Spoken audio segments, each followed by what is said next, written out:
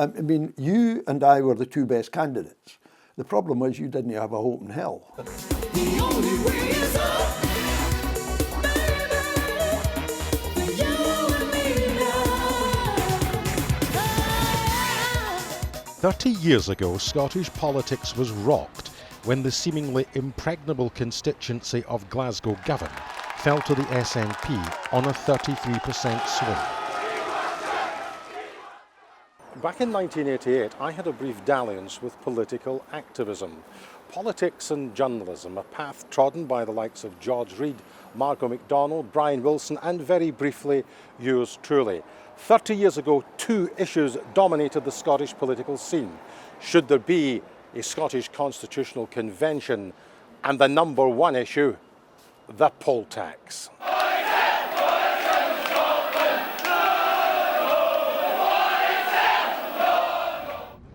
When the former Scottish Secretary Bruce Millen was made an EU Commissioner, it precipitated a by-election in Govan. On the snappy bus this afternoon, the Proclaimers, campaigns from hue and cry, all supporting Jim Sillars. It was manna from heaven for the SNP, who would use the election to turn it into a referendum on their plans for poll tax non-payment. We are going to run a campaign of people who can pay the poll tax but won't pay the poll tax. The poll tax was a litmus test. Were you going to stand with the working class people, or were you going to step aside for the working class people? So we were able in the SNP to say, we're for the working class people. Jim Sillars, the first anti-poll tax petition he signed was on the Communist Party stall. Well, it was the STUC stall run by the Communist Party at Govan Cross. He turned up with, this was when clear he was going to stand. And Mr. Sillars, would you like to say, oh yeah, yes. The poll tax caused unease in Labour ranks. A year earlier, 50 Labour MPs had been elected from Scotland, but they were powerless to prevent its introduction. A special conference at Govan Town Hall had rejected non-payment. We've got to have the courage of our own convictions, based on our own principles, and not on what the enemy, from whatever end of the political spectrum, tell us we must do. Labour backed a campaign to frustrate the poll tax rather than urge voters not to pay it. But in Govan they selected a candidate who was in favour of a policy adopted by the SNP. It was a portent of difficulties to come. But the big mistake they made with Bob was that they put Bob in a cage.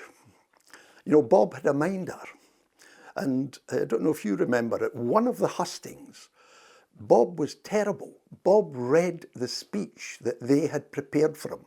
And it was so patently obvious to this big Govan audience that this man was a clone. You know, this man was not someone who would represent them in any way.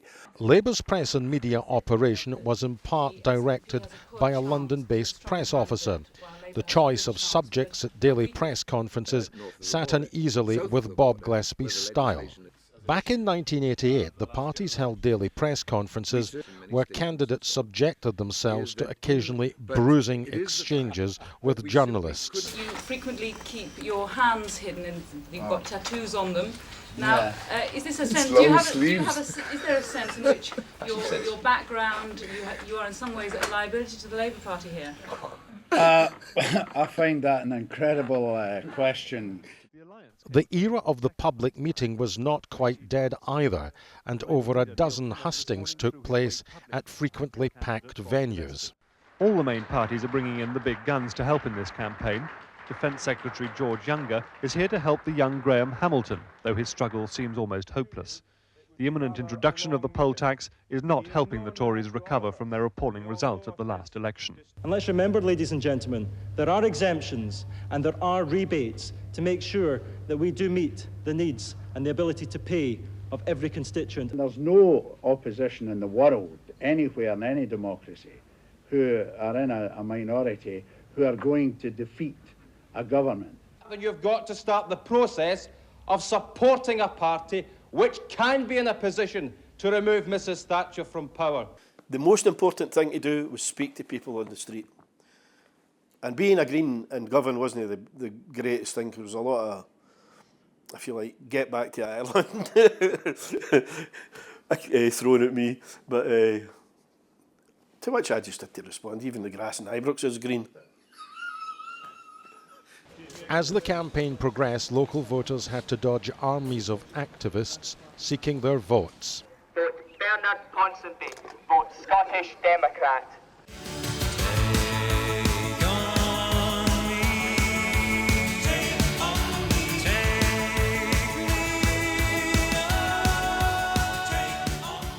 If you're going to raise the temperature in an election, whether an election or a by-election, you have to have some razzmatazz. I'm in the next album. Just on the front. To this day, I hate the proclaimers, because when the by-election came, they were that's not true, but when the by-election came, they stuck the proclaimers at the beginning of Corker Hill to talk to the people and get them to vote SNP. I think it had a celebrity rub-off and stole our votes.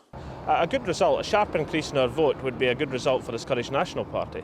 But what Scotland needs is an SNP victory. The bad news for the SNP is if they can't get their message across here and win, or at least capture a third of the votes, then doubts would re-emerge as to whether they'll ever make a breakthrough. The anti-Thatcher vote from Govan will be clear enough. The real interest in next Thursday's vote is where next for Home Rule.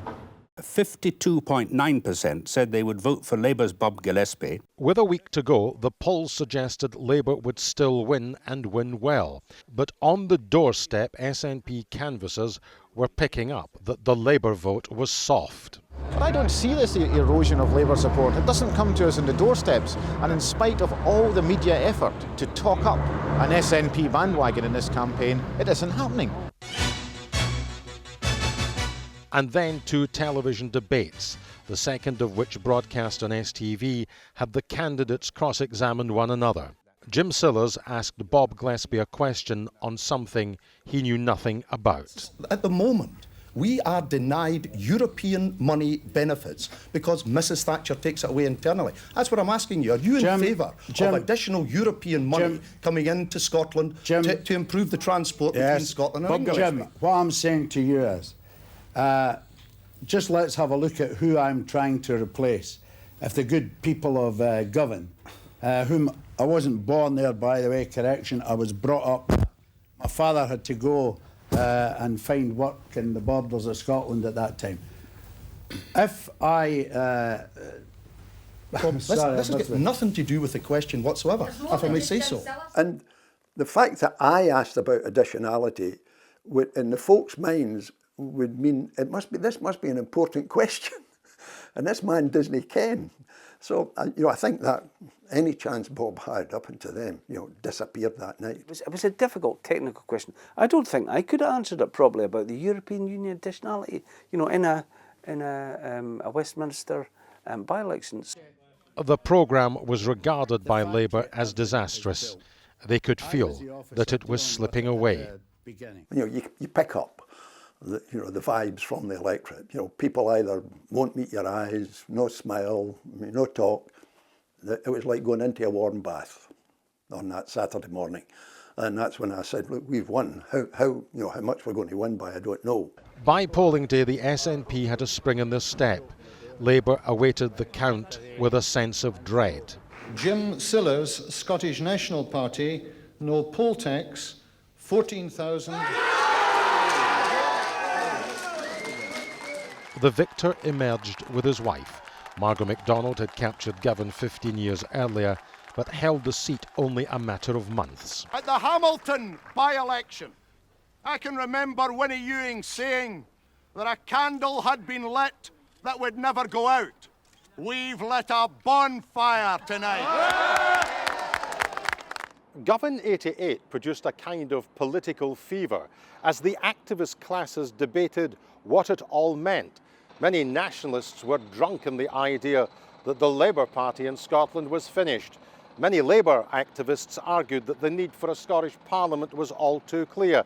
Now, I was there every single step of the way, and I regarded this as a classic protest.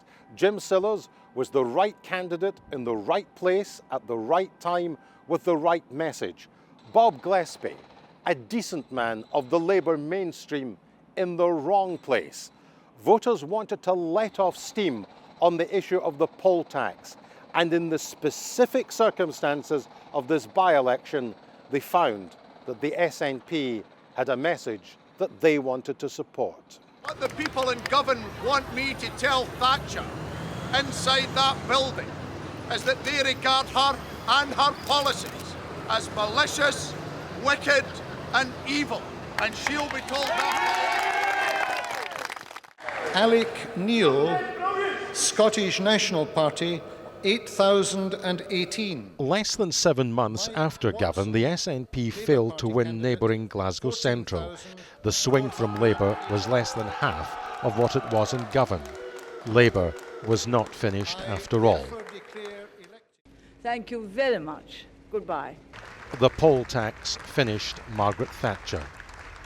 And by the time of a double by-election in Paisley in November of 1990, Labour held the seats easily.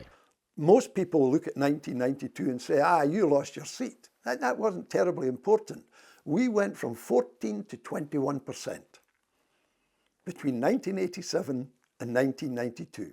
And after Govan, that's the Govan effect, and we never looked back as a party after that.